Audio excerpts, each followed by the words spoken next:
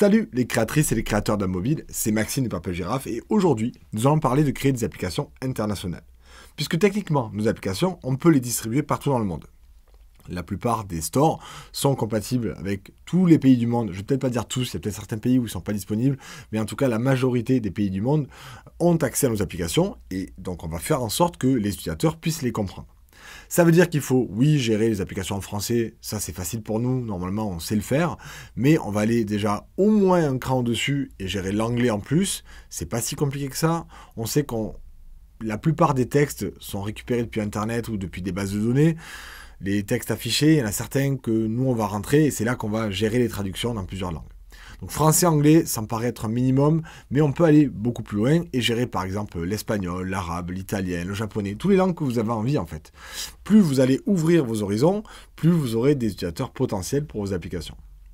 Et ce qu'on va voir aujourd'hui, c'est comment techniquement on va s'y prendre pour que ce soit facile pour nous à gérer. Parce qu'on a des outils. Dans tous les langages, il existe des systèmes de traduction automatique que l'on va pouvoir utiliser, qui vont nous permettre de supporter rapidement d'autres langages avec très peu de travail. Les concepts que l'on va voir dans cette vidéo fonctionnent pour la majorité des langages. En tout cas, tous ceux avec lesquels j'ai travaillé dans ma carrière, et il y en a eu pas mal, s'appliquent à ce que l'on va voir ensemble. Et ça va être découpé en 4 morceaux. Première chose, qu'est-ce que c'est que des ressources texte et comment on va pouvoir les utiliser ? Deuxième chose, les points à éviter, les erreurs à éviter, en fait, les erreurs courantes que l'on fait lorsque l'on gère la traduction et des textes affichés à l'utilisateur qui peuvent fonctionner dans plusieurs langues et plusieurs cultures. Troisième chose, utiliser et afficher des données spéciales, comme par exemple les dates, les heures, les monnaies. On va voir comment on va pouvoir le gérer. Et dernier point, prévoir une mise en page qui s'adapte à plusieurs langues. Et oui, parce que ça, c'est un problème récurrent et on va voir comment on va pouvoir l'éviter. En tout cas, vous donner des conseils généraux qui s'appliquent dans la plupart des cas. Allez, c'est parti, on attaque avec le premier point, créer des ressources de texte. Donc l'idée de base, elle est très très simple. À chaque fois que vous devez afficher du texte à vos utilisateurs, au lieu de taper vous dans votre interface graphique, dans le code de votre interface graphique le texte à afficher, vous allez créer une ressource texte. C'est le même principe qu'une variable. On aura une variable, un nom de texte et un contenu. On va séparer le nom et le contenu. Et dans le code de votre interface graphique, vous ne ferez référence qu'à la variable, au nom de votre texte. Et ensuite, vous aurez un fichier texte qui fera correspondre cette variable au vrai texte à afficher. On va prendre un exemple très simple, un formulaire de login. Dans un formulaire de login, vous avez les champs pour l'email et le mot de passe, et on a un bouton « Se connecter ». Ce bouton « Se connecter », le texte « Se connecter », c'est ce qu'on veut que l'utilisateur voit. Ce sera le contenu affiché. Mais nous, on ne va pas marquer « Se connecter » dans le code, on marquera par exemple « Login button ». Ce sera un nom de variable que l'on va utiliser, qui sera le même pour toutes les langues. Et ensuite, vous aurez des fichiers texte spécifiques à chaque langue, où vous ferez correspondre la clé à la valeur affichée dans chacune des langues. Ça, c'est le principe de base. Et la règle d'or, c'est d'utiliser ce principe-là pour tous les textes affichés à l'utilisateur. Tous les textes qui ne sont pas tapés par lui, ou qui ne sont pas récupérés depuis un web service. Du moment que c'est les textes que vous affichez, que vous avez choisi en tant que programmeur, transformez-les en ressources. Ça, c'est le premier point. Comment vous allez le faire, ça va dépendre du langage. J'ai montré comment le faire en Dart, en Swift, en Kotlin, dans tous mes cours. Peut-être que vous êtes sur un autre langage. Rassurez-vous, dans tous les langages récents, sérieux, ça existe. Et en plus, très souvent, l'IDE va vous aider avec un outil intégré qui va vous permettre de transformer du texte que vous aurez émis en direct en ressources. Voilà, ça c'est très simple à faire, je l'ai montré dans mes cours. Je suis sûr que vous serez capable de le trouver dans votre langage à vous. Ou alors, si vous faites du Flutter, du Swift, n'hésitez pas à regarder dans mes cours. C'est vraiment quelque chose de simple à faire. Voilà, ça c'est le premier point. Maintenant, on va voir le deuxième point qui est éviter les erreurs courantes. Les erreurs courantes, ça va être de concaténer du texte avec des valeurs. Imaginez que vous créez une application qui se destine à des étudiants ou des écoliers qui veulent calculer des moyennes.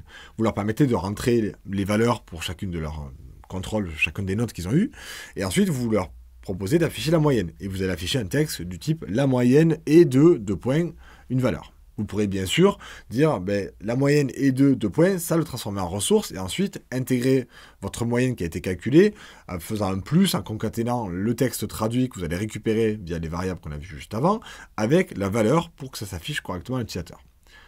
Et c'est possible, mais ce n'est pas idéal. Et même dans certains cas, ça va vous poser problème de faire ça. Parce que toutes les langues n'utilisent peut-être pas les 2 points, ou alors peut-être que dans certaines langues, le chiffre il se retrouve au tout début, et pas forcément à la fin. Ou si vous avez plusieurs valeurs à concaténer, vous pourriez décider de dire je vais découper, faire plusieurs morceaux de phrases qui seront traduites, et puis je vais insérer mes variables au milieu, et je vais afficher tout ça. Et bien dans certaines langues, l'ordre ne sera peut-être pas le même. Donc c'est pas une bonne idée. Et surtout, que les outils dont on a parlé depuis le début, qui permettent de créer des noms de variables, des clés avec des ressources par langue, ils gèrent déjà les paramètres. Vous pouvez très bien, dans les valeurs que vous affichez dans les fichiers de traduction, mettre des numéros de paramètres. Et au moment où vous appelez votre paramètre, votre texte à afficher, vous lui fournissez les valeurs dans l'ordre de la langue principale, celle avec laquelle vous avez codé. Et ensuite, lors de la traduction, dans chacun des fichiers de langue, vous pourrez réorganiser l'ordre des paramètres. Parce que chaque langue n'affiche pas les valeurs dans le même ordre. Donc c'est important de profiter de ces outils qui gèrent tout ça pour nous. Même chose pour la ponctuation. Ne vous amusez pas à séparer la ponctuation. Peut-être vous avez envie d'économiser un 2 points, par exemple pseudo 2 points, parce que à d'autres endroits vous avez besoin d'écrire pseudo, donc vous avez mis une seule ressource pour pseudo et vous rajoutez vos 2 points. Et bien dans certaines langues on met des espaces entre les 2 points et d'autres on les met pas. Donc c'est toujours mieux de créer des clés spécifiques à chaque besoin et de ne pas essayer de réutiliser les clés de ressources pour plusieurs endroits de l'application quand c'est pas exactement la même chose. Si c'est exactement la même chose, oui. Si c'est pas exactement la même chose, que vous avez juste la flemme de créer une autre variable, ça vaut pas le coup. Donc tirez profit de ces outils. Autre point intéressant sur ces ressources, en fonction des langages, et là ils ne le gèrent pas tous aussi bien, mais beaucoup sont capables de gérer les pluriels. Voici le texte à afficher, et dans le cas où il y a une seule valeur, voici comment il s'écrit. S'il y en a plusieurs, voici comment il s'écrit. S'il y en a 1, 0, beaucoup, il y a plusieurs variantes, parce que en fonction des langues, c'est pas aussi simple qu'en français où on a le singulier et le pluriel. Il y a des langues où c'est beaucoup plus compliqué. S'il y a 0 élément, c'est pas pareil que s'il y en a 1, que s'il y en a juste 2 ou s'il y en a 1000, c'est pas exactement la même écriture, c'est pas la même façon de tourner les phrases. Donc c'est important de, encore une fois, de pas essayer de réinventer la roue avec vos propres algos en rajoutant des S quand il y a besoin. Non, on va utiliser le framework et ensuite on fera appel à des traducteurs si on veut gérer des langues qui ont ce genre de choses, et ils auront juste un fichier à traduire et dans ce fichier-là, ils pourront gérer les différents pluriels en fonction des langages. Ok, voilà pour le deuxième point, éviter les erreurs communes. On va voir maintenant le troisième point, qui est les types spéciaux. Ceux qui nous posent le plus de problèmes en tant que développeur. Et je pense bien sûr aux dates. Alors, il n'y a pas que les dates, il y a date, heure et même les monnaies peuvent poser problème lors de l'affichage. C'est vrai que les dates, c'est le plus compliqué souvent.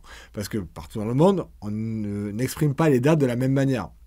Un exemple le plus courant, c'est nous en France, on va dire jour, mois, année. Lorsqu'on met des slash, vous savez, le 1er août 2023, par exemple, ben, ça s'écrirait 01/08/2023. Et bien, aux États-Unis, ils sont marrants, parce qu'eux, ils aiment bien faire le mois en premier. Ça serait août 1 2023. Et donc, si vous voyez juste des chiffres, vous ne savez pas si vous êtes en train de parler du 1er août ou du 8 janvier. Vous voyez, c'est ça le problème. Et si vous essayez, vous, d'enregistrer les dates dans votre format à vous, que vous les affichez telles quelles, ça peut poser beaucoup de problèmes de compréhension, de lisibilité, et puis même, ça peut être dérangeant lorsqu'il n'y a pas exactement la même façon d'afficher les choses. Et je ne parle même pas d'afficher le nom des jours de la semaine, le nom des mois, parce que ça se traduit. Si vous commencez à gérer des ressources de traduction vous-même pour ça, vous allez devenir fou. Il existe, encore une fois, des outils pour ça. Donc, ce que l'on va faire, que ce soit pour les dates, pour les heures, pour les monnaies, on va toujours utiliser le format natif de votre langage ou de votre base de données pour enregistrer les données. Pour les dates et heures, il existe un type pour sauvegarder les dates dans tous les langages et dans les types de bases de données. Donc, on va toujours sauvegarder la donnée brute, la donnée sans aucune modification, sans aucune mise en page. Et lorsqu'on va vouloir l'afficher, on va récupérer cette donnée brute. On a toutes les infos, et là on va utiliser ce qu'on appelle un formateur. Un formateur, là aussi c'est quelque chose que j'ai connu dans tous les langages sur lesquels j'ai travaillé. Ça permet de prendre une donnée brute de type date et de lui dire affiche-le avec tel format. Et quand je dis tel format, on pourrait nous-mêmes faire avec des slash, mais généralement il y a des formats tout prêts. On va pouvoir lui dire affiche-le en façon raccourci, intermédiaire, ou alors je veux que tu affiches le jour en raccourci et le reste en détaillé, etc. On peut tout préciser, mais lui, en fonction de la langue du téléphone de l'utilisateur ou de l'appareil de l'utilisateur, il va s'adapter et au dernier moment afficher quelque chose de correct pour lui en tenant compte de ce que vous lui avez demandé. Et ça, c'est idéal, parce que vous ne perdez aucune information lors du stockage, vous ne risquez pas de faire des bêtises, et l'utilisateur a quelque chose qui s'affiche qui correspond exactement à ce que lui avait besoin.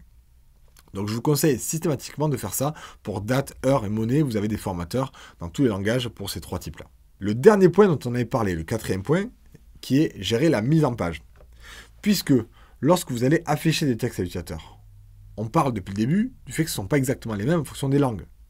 On parle d'ordre, on parle de traduction, mais on n'a pas parlé d'un problème de taille, puisque en fonction des langues, la taille ne sera pas la même. Les mots sont plus ou moins courts ou longs, les phrases, les tournures des phrases sont plus ou moins différentes. Essayez d'écrire en islandais, vous allez voir, les mots sont quand même beaucoup plus longs. Alors, c'est peut-être plus souvent des mots collés que plein de mots avec des espaces qu'on peut avoir, nous, en français. En fonction des langues, vous aurez des choses très très courtes ou très très longues. Et si vous n'avez pas prévu vos mises en page correctement, ben là, vous allez être embêté. Vous allez être embêté, puisque on va se retrouver des fois avec des points de suspension ou carrément des boutons qui sortent de l'écran parce qu'ils ont été poussés par le texte. Et ça, vous devez faire en sorte de bien gérer votre mise en page. C'est la même chose pour les textes traduits que pour les textes d'utilisateurs. Si je demande à l'utilisateur de saisir son mail et que je vais l'afficher plus tard, ben je vais faire gaffe à tout ce qu'il y a autour du mail parce que je sais que des fois, il y a des emails qui sont très longs.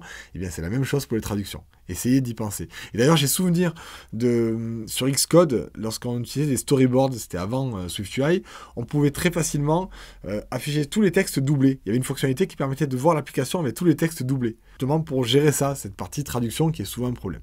Donc essayez de toujours garder ça en tête lorsque vous affichez du contenu. Prévoyez donc de gérer bien les traductions des textes comme on l'a vu avant, mais aussi de gérer la mise en page pour vous adapter à des textes qui seront légèrement plus petits ou légèrement plus grands. Doublement plus grand, c'est quand même rare, mais ça peut arriver, tout va dépendre des langues que vous allez faire. Et ensuite, comment vous allez gérer les traductions même? Ben là, il y a plein de solutions. Parce que le but de tout ce qu'on a mis en place depuis le début, tout ce dont on parle depuis le début de la vidéo, ça va être de séparer votre code source des ressources de type texte. Vous aurez un fichier texte pour chacune des langues.